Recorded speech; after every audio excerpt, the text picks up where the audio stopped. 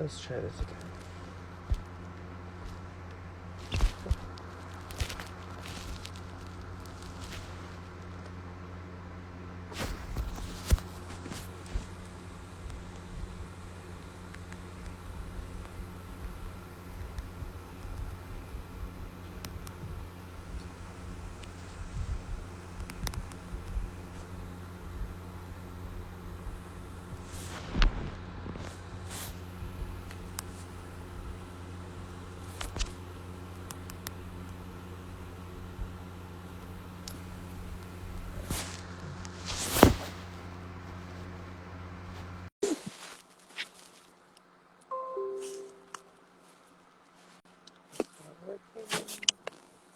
There we go.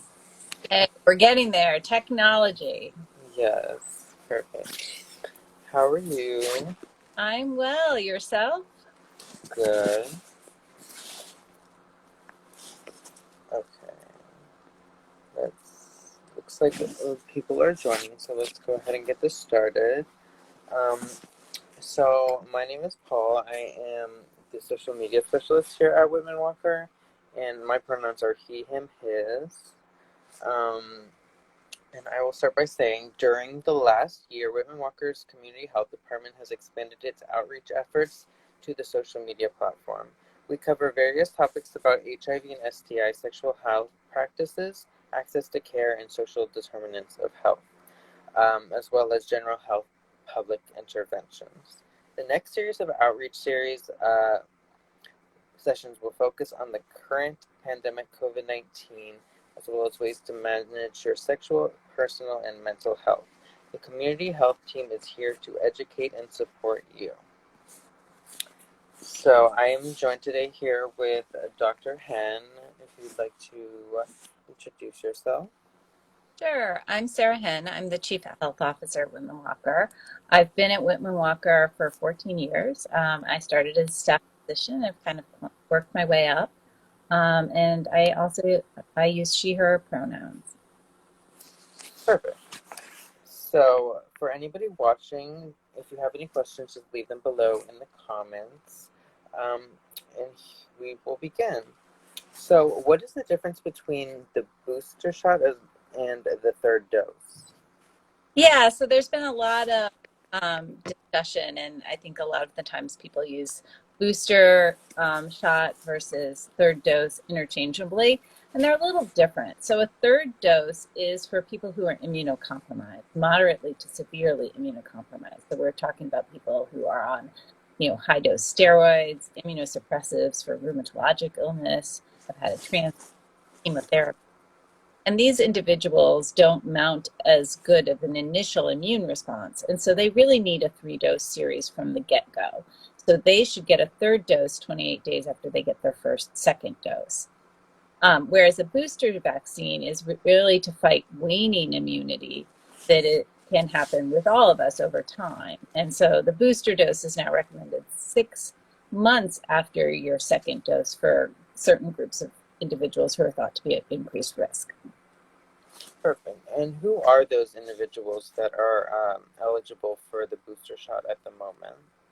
Yeah, so right now it is just for individuals who got their primary series with the Pfizer vaccine. So that's the data that the FDA has reviewed and made recommendations for, and the CDC adopted many of the recommendations that the FDA put forth. And so they basically recommended booster vaccines for 2 groups. They said 2 groups should get the vaccine, and then 2 other groups may get the vaccine. So those who should get the booster are any individual over 65, if it's been over 6 months. And also anyone who has a high-risk condition who's over the age of 50. And then they said people may consider getting a booster dose if they are a frontline worker or if they have a high-risk condition and they're between the ages of 18 to 49. Perfect. So if COVID booster shots are needed, does that mean that the vaccines aren't working? So the vaccines are still doing a great job at protecting people. And so people are still considered fully immunized if they've had the first 2 doses of an mRNA vaccine or a single dose of the Johnson & Johnson vaccine. Right now, all 3 vaccines are showing that they're preventing infection in people between 54 and 76% of the time.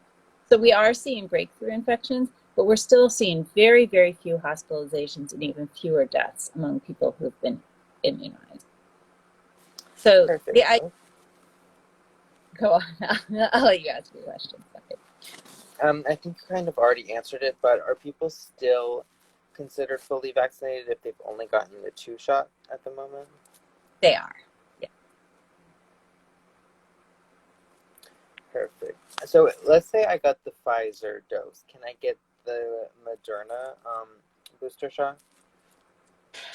So for individuals who got the Pfizer initial series, and if they fall into one of the 4 categories I mentioned, they can get a booster dose of the Pfizer vaccine.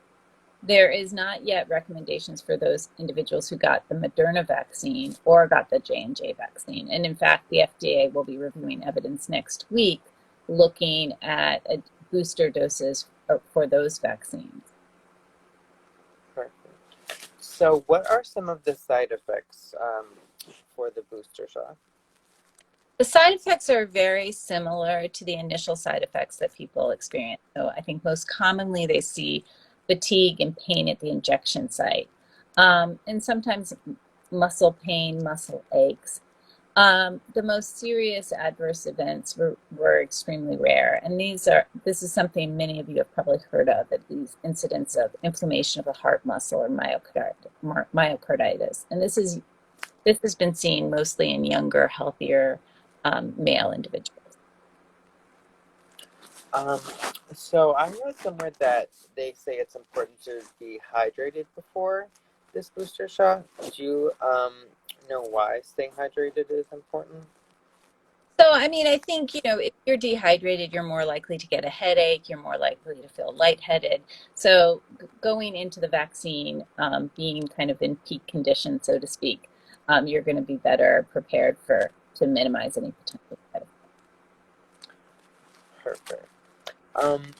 So has any new data emerged regarding the booster's effect on variants, such as the Delta variant? Yeah, so all 3 of the vaccines are doing a good job at protecting against the Delta variant. They all appear to be effective in the Delta variant. So the idea of getting a booster dose is not because of the Delta variant in and of itself, but it is really because of.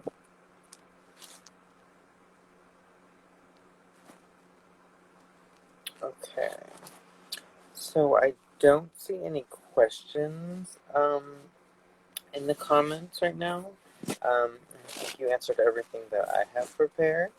Um, so thank you so much for joining us today. Thanks for having me. Yeah, Perfect. I So for have questions, and we're obviously here if people have additional questions. perfect. And I guess the closing remark I'll make is if you haven't been vaccinated yet, that's probably the most important thing to do. While we are encouraging people to get the booster dose according to recommendations, still our primary goal is to make sure that everyone has the initial vaccination series.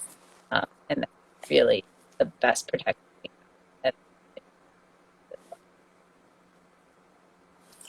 Perfect. Thank you. So Thank you. before we go, I am going to add a few reminders about COVID-19 as well as the vaccines. So if you have already gotten vaccinated, congratulations. You've taken a very important step in preventing you and your loved ones from getting sick as well as the community. And then right now, the Delta variant is soaring across communities all across the United States, and it's totally understandable why you would like to keep wearing your masks because the vaccine isn't 100% effective, and more contagious variants are spreading. There are actually very few protocols other than vaccines and masks that are actually that you can actually verify that folks around you are vaccinated. So if you haven't been vaccinated and you're looking for an appointment, Whitman-Walker Health has appointments, and they have the COVID vaccine available. So everybody ages 12 and up is eligible to receive the Pfizer, and everybody ages 16 and up are available to get the COVID-19 vaccine. So please reach out to us at 202-207-2480 to make an appointment. And if you're having trouble making appointments with us, for DC residents, you can find information on the COVID-19 vaccine walk-up sites and eligibility at vaccinate.dc.gov or by calling 1-855-363-0333. For Maryland residents, learn more about the COVID vaccine distribution process and schedule a vaccination appointment at covidlink.maryland.gov or by calling 855-634-6829 to schedule an appointment.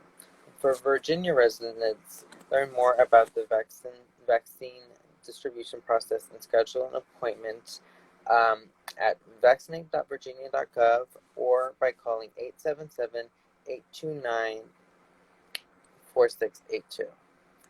If you haven't been vaccinated and you're not looking for an appointment, please continue to follow CDC guidelines for mask wearing, quarantining, social distancing, and everything as well.